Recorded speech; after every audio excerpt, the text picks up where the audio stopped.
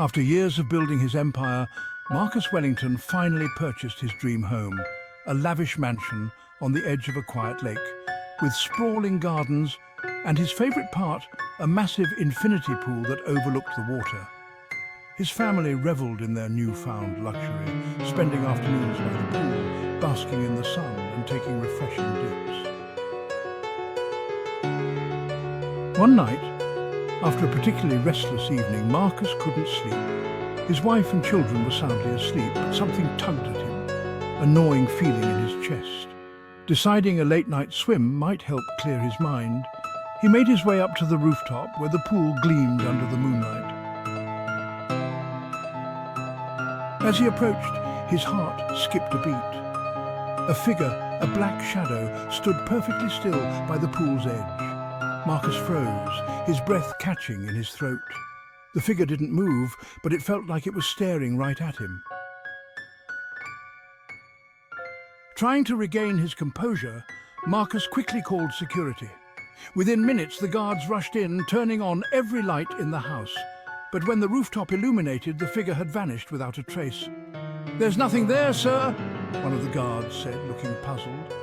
But Marcus wasn't convinced. He had seen it clear as day, a shadowy form watching him.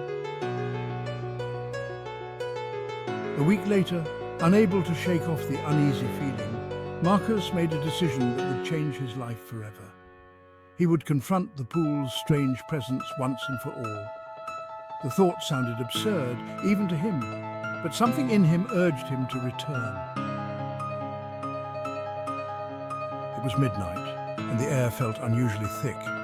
The rest of the family slept, unaware of his plan. Dressed in his swimming trunks, Marcus stepped onto the cold tiles surrounding the pool. The water shimmered under the pale moonlight, beckoning him closer. He dipped his toes in, then slid into the water. At first it felt calm, almost too calm, but then something brushed against his leg.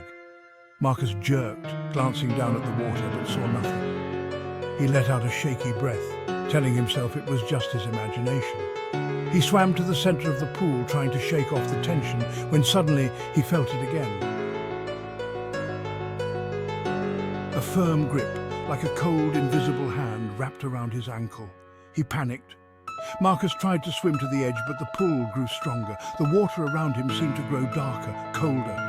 His heart pounded as he thrashed, trying to break free, but it was too late. The grip tightened and his body was dragged under. He gasped for air, but the water swallowed him whole. It felt as if unseen hands were pulling him deeper into the abyss.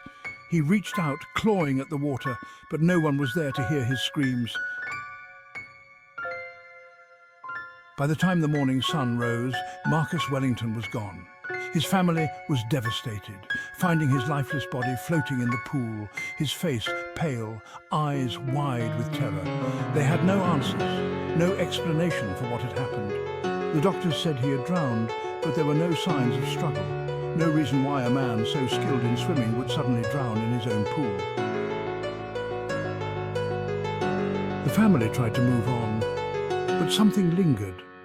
A shadow. It started subtly. His wife, Claire, would notice movement near the pool out of the corner of her eye. But when she turned, there was no one there. Their children would avoid the pool entirely, claiming they felt watched when they were near it.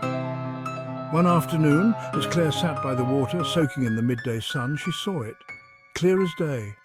A shadow stood at the pool's edge, just like Marcus had described. This time, it didn't disappear. It just stood there, watching. The family began to see the shadow more frequently, even in daylight. It hovered by the pool, unmoving, always watching. It was as if the pool itself had become a gateway to something dark, something they couldn't understand. No one dared to swim anymore, and eventually the once beautiful pool was drained and left to decay. But the shadow never left. Even in its emptiness, the family could feel it. The cold, lingering presence that had claimed Marcus and now haunted the rest of them. No one could escape the cursed pool.